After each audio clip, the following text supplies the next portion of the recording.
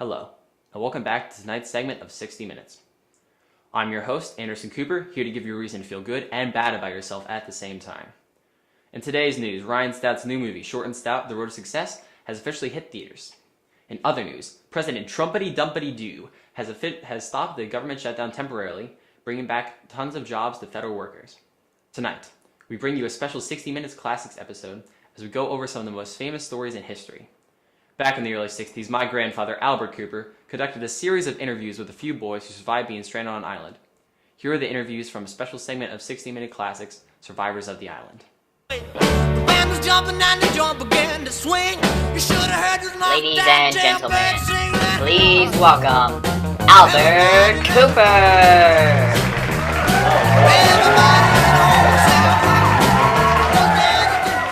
Hello everyone, and thank you. Welcome back to the Albert Cooper Show. I'm Albert Cooper, obviously. I'm here today, June 18th, 1957, with one of the survivors of the famous burning island. Can you tell me your name, sir? Ralph. Ralph who? Pardon me? What's your last name? Oh, I don't have one. Lazy Williams Golding never gave me one. He only gave Jack one. It was Meridew. Like, what kind of name is Meridew anyways? It sounds like a type of mist in the air after it rains. I'd rather have no last name at all than be called Meridew. I'm sorry, who's William Golding? It's called a fourth wall break, bud. Give it the times. This isn't 1940 anymore. Okay then. Alright, I'm gonna ask you a few questions here, and I would like you to answer them for me, please. Ask away, bud. I've got nothing to hide. Okay, question 1. Is it true that you killed a pig and took place in the so-called accidental death of a boy named Simon? Next question, please. What? I thought you had nothing to hide. Alright, fine. You've got me. I killed the pig, but all the other kids were doing it. Plus, I was hungry. I would have killed for some bacon, which I did. As for Simon, it was a stupid Mayor Drew who convinced me that Simon was the beastie that everyone had been talking about. The little one scared me half to death, saying that the beast was a giant snake who was going to eat me alive. So really, it's not my fault that Simon died. It was an accident. An accident caused by Jack. Okay, now this isn't one of the questions, but is there a reason why you have an American accent? That's because I'm from the 1990s continuity, and the other's from the 1960 continuity. Huh? Don't worry about it. Just get back to the questions. Okay, next question. When you were rescued after the burning of the island, you told a naval officer that only 2 boys had died on the island. Is that correct? Yes, that is correct. Simon was killed accidentally when we mistook him as the beast, and my friend Piggy was killed on purpose by Roger, just because Roger found him annoying. I'm aware, but one thing that doesn't make sense about what you said is that they weren't the only 2 that died. Yes, they were. I'm sure of it. Well, according to Officer Banana, one of the younger boys told him that there was a boy with a strange birthmark that died in the first fire you built in the island. Oh yeah, that's right. I completely forgot about him. Golding must have too. That's why I didn't mention him. I'm still confused about this whole William Golding thing. Well, you're gonna stay confused about it. Now go on with your questions. Okay, now I have a pretty gritty and personal question to ask you, and if you don't want to answer it, that's fine. Like I said before, I have nothing to hide. Ask away. Very well. According to everyone I've spoken to, some of the boys on the island did some pretty heinous things. Apparently some even murdered. From what I can see, you don't seem like one of the evil ones. So why did this evil spread to all the other boys, but not you? Well, it's a tricky subject, Mr. Cooper. I was faced with a temptation of sin. Just like all the other boys, except for I never gave in because I had a good heart. And I'm sure that even Jack and Roger have good hearts inside them somewhere. But they were consumed by the darkness inside of the light. I believe that's my fault. There's a great quote that says, "Evil only spreads when good people stand by and do nothing." That's exactly what I did. So many kids were being corrupted by Jack, and I couldn't stop them anymore. I gave up because of it. They were all consumed by rage and bloodlust. It was one of the biggest mistakes, I'm afraid. Wow, well, I'm sorry you feel that way, Ralph. Okay, this is the last one I have for you right now, and then we're gonna bring the twins out. So, I was speaking to one of the little boys, and they were saying that they found it ironic that you were rescued by a naval officer because, and get this, folks, apparently your father is a naval officer too.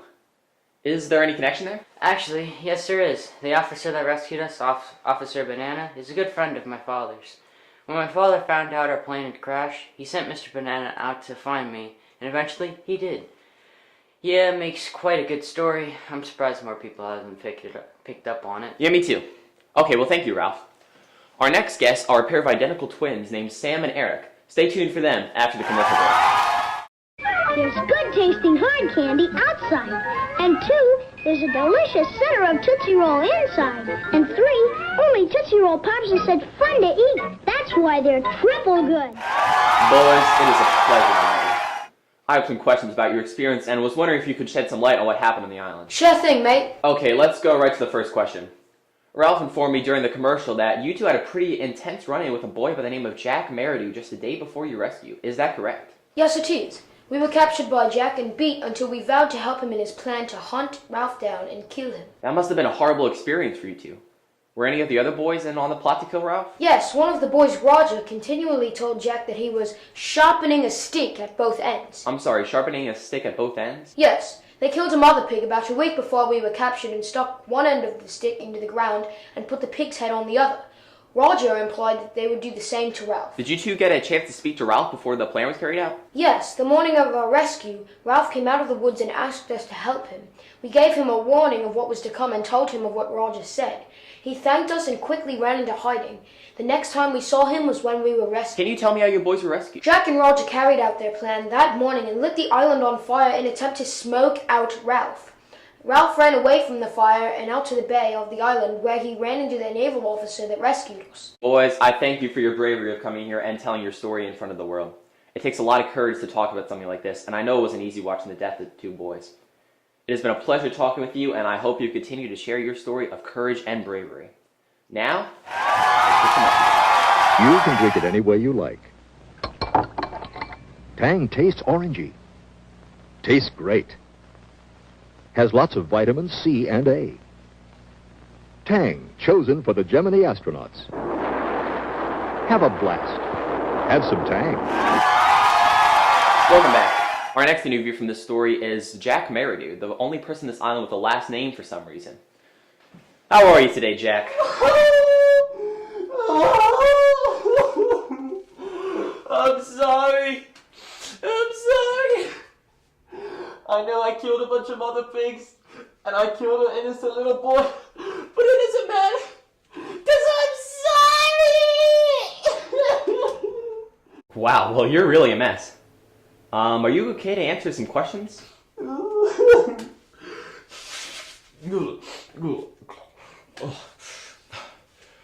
Yeah, I guess. But I'm just warning you that if these questions make me look bad, I'm going to start crying again. I call it the guilty crier's plea. Okay, then that doesn't sound suspicious at all. Alright, first question. Who is the true leader of the island, you or Ralph? Oh, me, easily. I mean, I know Ralph was technically elected leader just because he's good looking and, you know, not mentally insane or whatever, but, I mean, does that really make him better than me, though? Also, they thought he was a good leader just because he found some dumb shell in the sand, which, by the way, I'm pretty sure he didn't even find. I'm pretty sure it was that fat kid with the big glasses. Oh, speaking of glasses, my specs? Yeah, it's got them at the Great Value place. Yeah, it was great. Alright. Okay then, now one of the big things you and Ralph would argue over is whether the signifier or hunting pigs was more important. You constantly defended hunting. Why is that? Well, the way I see it, the signifier wasn't going to do much good. I mean, none of the ships noticed us until somebody set the island on fire. Wasn't that you? Okay, sorry. Please continue. Stop crying, please. I can't have my ratings go down again. Yeah, okay, yeah. As I was saying, if Ralph's dad hadn't known we were missing, we may have never gotten rescued. Now, sure, we had plants to eat, but these are growing boys here. They need meat to be fit to survive on the island. So since it would take a while for us to get rescued, doesn't it just make more sense for hunting to be our priority over the signifier? When you put it like that, I guess it does make some sense. Interesting.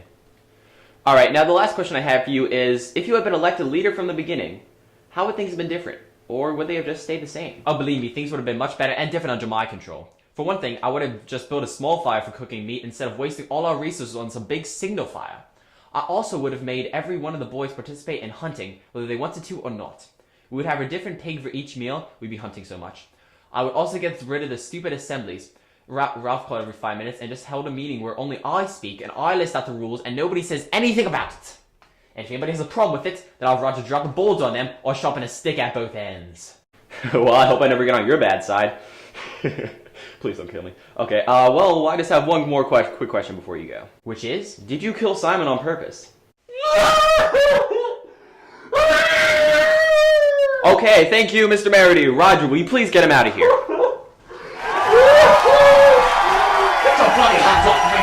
Thank you, Roger.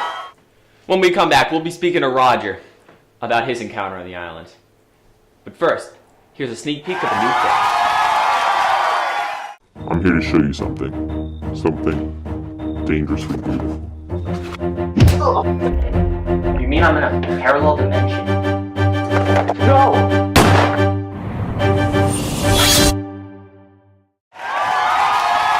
Welcome back. Our final interview tonight revolves around a boy who is supposedly the cause of the death of a boy named Piggy, and is also Mr. Merity's right-hand man.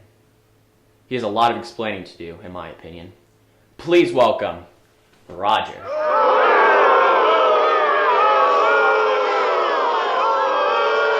Okay, Roger, I have a few questions for you. Do you think you can answer them? Fine, I'll answer your questions. Let's get on with it then. Now, Roger, I have had multiple sources tell me that you are responsible for killing a boy named Piggy. Is there any truth to these allegations? No one can prove anything, and I refuse to answer that question. Well then, how do you explain the 3 witnesses who claim you threw a boulder at Piggy? Bum bum bum.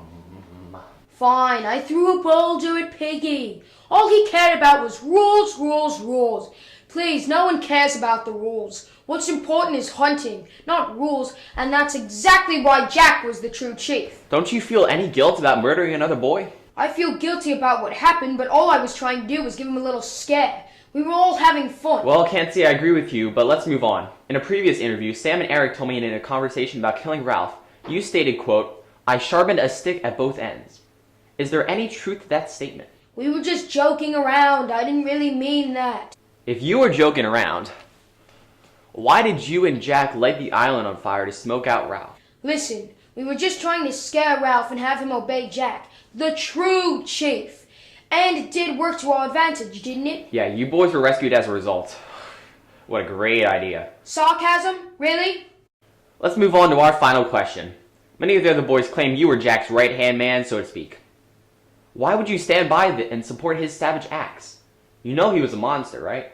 Listen, he wasn't being a savage. He was simply trying to get a little respect. He would have been such a better leader than Ralph, and he proved that when all of the others joined us. Well, actually, some may say that the boys joined your group out of fear. Oh, please. They knew Ralph was a terrible leader. Jack did what was right. He hunted and got food and the respect he deserves. Well, Roger, you were certainly an interesting character. Why, thank you. That was sarcasm. Never mind. Okay, thank you, Roger.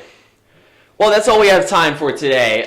This guy's got to get to jail over here because, you know, he's a murderer and all. Anyways, tune back next week for an interview with Elvis Presley, a new uprising musician.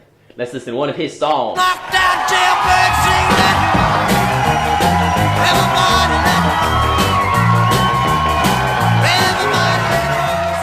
Well, that was a very entertaining archive story. Thank you, Grandpa. Rest in peace. Now that we're done with that, let's get on to my favorite part of the night. Talking about Republicans till my jaw falls off. We'll do that right after these quick words from our sponsors.